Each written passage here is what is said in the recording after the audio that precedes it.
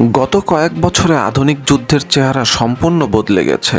একটা সময় যুদ্ধ মানেই ছিল ট্যাঙ্ক, যুদ্ধবিমান আর বড় বড় বিস্ফোরণ, কিন্তু এখন আকাশে নীরবে উঠছে ছোট ছোট যন্ত্র, যেগুলো চোখে পড়ার আগেই আঘাত হানতে পারে। এই নতুন যুদ্ধ প্রযুক্তির নাম হলো ড্রোন যুদ্ধ। এই ড্রোন যুদ্ধের সবচেয়ে বড় খেলোয়াড়দের মধ্যে একটি হলো ইরান, একটি দেশ যারা সীমিত সম্পদ নিয়েও তৈরি করছে ভয়ঙ্কর সব ড্রোন, যারা প্রমাণ করেছে কম খরচেও বড় শক্তি তৈরি করা সম্ভব। বিশ্বের বড় বড় সামরিক বিশ্লেষকরা এখন বলছেন ভবিষ্যৎ যুদ্ধ নির্ধারণ করবে ড্রোন, আর সেই ভবিষ্যৎ যুদ্ধের জন্য ইরান ইতিমধ্যে প্রস্তুত। প্রিয় দর্শক, আজকের ভিডিওতে আমরা জানবো ইরানের 5টি ভয়ঙ্কর ড্রোন সম্পর্কে, যেই ড্রোনগুলো একটি যুদ্ধের পুরো কৌশলই বদলে দিতে পারে। ইরানের প্রথম ও ভয়ঙ্কর ড্রোনের নাম হলো শাহেদ 136। এই ড্রোনটিকে অনেকেই সুইসাইড ড্রোন বা কামিকাজি ড্রোন নামে চেনে। এই ড্রোনের সবচেয়ে বড় বৈশিষ্ট্য হলো এটি আকাশে দীর্ঘ সময় ঘুরতে পারে এবং নির্দিষ্ট লক্ষ্য খুঁজে নিয়ে সরাসরি গিয়ে আঘাত হানতে পারে। শাহেদ 136 সাধারণত একটি লঞ্চার থেকে একসাথে একাধিক ছোড়া হয়, যাকে বলা হয় সোয়াম অ্যাটাক। এই ড্রোনটির আনুমানিক পাল্লা প্রায় 1500 থেকে 2000 কিলোমিটার পর্যন্ত হতে পারে। এটি জিপিএস ব্যবহার করে টার্গেট হিট করে। এর গতি খুব বেশি না হলেও একসাথে অনেকগুলি আসলে প্রতিরোধ করা অত্যন্ত কঠিন হয়ে পড়ে। সবচেয়ে গুরুত্বপূর্ণ বিষয় হলো এটি তুলনামূলক কম খরচে তৈরি করা যায়, কিন্তু ক্ষতির মাত্রা অনেক বেশি। এই কারণে অনেক বিশ্লেষক এটাকে বলেন low cost high impact weapons. ইরানের দ্বিতীয় সর্বোচ্চ ভয়ঙ্কর ড্রোনটির নাম হলো মোহাজের 6। এই ড্রোনটি একেবারে আলাদা ধরনের। এটি শুধু হামলা নয়, বরং নজরদারি ও আক্রমণ দুটি কাজেই একত্রে করতে পারে। এটি দীর্ঘ সময় আকাশে উড়ে থেকে লাইভ ভিডিও পাঠাতে পারে। এই ড্রোনটির নিচে প্রিসিশন গাইডেড মিসাইল বহন করা যায়। টার্গেট শনাক্ত করার পর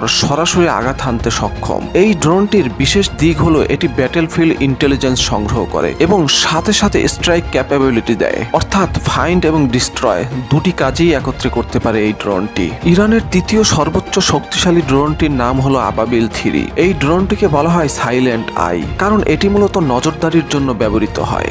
এই ড্রোনটি দীর্ঘ সময় আকাশে থাকতে পারে, হাই রেজলিউশন ক্যামেরা দিয়ে ছবি ও ভিডিও সংগ্রহ করতে পারে এবং শত্রুর অবস্থান নির্ভুলভাবে নির্ধারণ করতে সাহায্য করে। এই ড্রোন সরাসরি হামলা না করলেও যুদ্ধের সবচেয়ে গুরুত্বপূর্ণ তথ্য সরবরাহ করে, আর আধুনিক যুদ্ধে তথ্যই হচ্ছে সবথেকে বড় শক্তি।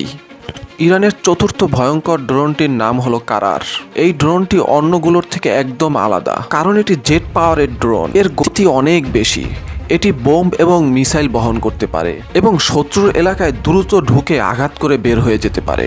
এই ড্রোনটিকে সাধারণত ব্যবহার করা হয় হাই স্পিড অ্যাটাক মিশনে।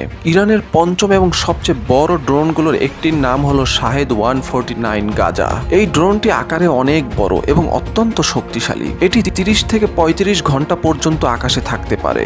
এই ড্রোনটি অনেক বড় পেলোড বহন করতে পারে। একাধিক মিসাইল বা অস্ত্র বহন করা সম্ভব। এই ড্রোনটি মূলত লং ইন্ডিউরেন্স মিশনের জন্য তৈরি। এটি দীর্ঘ সময় নজরদারি এবং সুযোগ বুঝে আঘাত করতে সক্ষম।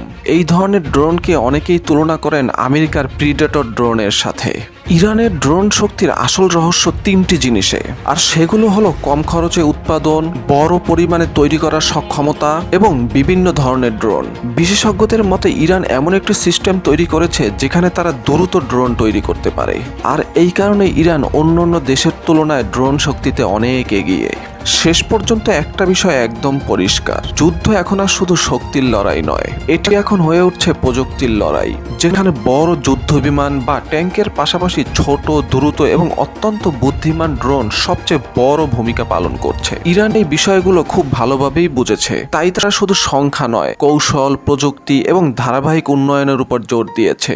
আজ আমরা যেসব ড্রোন দেখলাম এগুলো শুধু বর্তমানের শক্তি না, বরং ভবিষ্যৎ যুদ্ধের ইঙ্গিত। একটি ছোট ড্রোন যেটি হাজার হাজার কিলোমিটার দূরে যেয়ে আঘাত হানতে পারে, শত্রুর চোখ এড়িয়ে তথ্য সংগ্রহ করতে পারে, মুহূর্তের মধ্যেই একটি গুরুত্বপূর্ণ লক্ষ্য ধ্বংস করতে পারে। ভাবুন, এই প্রযুক্তি আরো উন্নত হলে ভবিষ্যৎ যুদ্ধ কতটা পরিবর্তিত হতে পারে। আর এই কারণেই বিশ্ব রাজনীতিতে সামরিক কৌশলে এবং মধ্যপ্রাচ্যের প্রতিটি উত্তেজনায় একটি নাম বারবার চলে আসে, আর সেটি হলো ইরান। প্রিয় দর্শক, আমাদের আজকের আয়োজন এতটুকুই। আশা করি আজকের আয়োজন আপনাদের ভালো লেগেছে। আজকের আয়োজন যদি আপনাদের ভালো লেগে থাকে তাহলে আমাদের চ্যানেলটি সাবস্ক্রাইব করতে পারেন। ধন্যবাদ।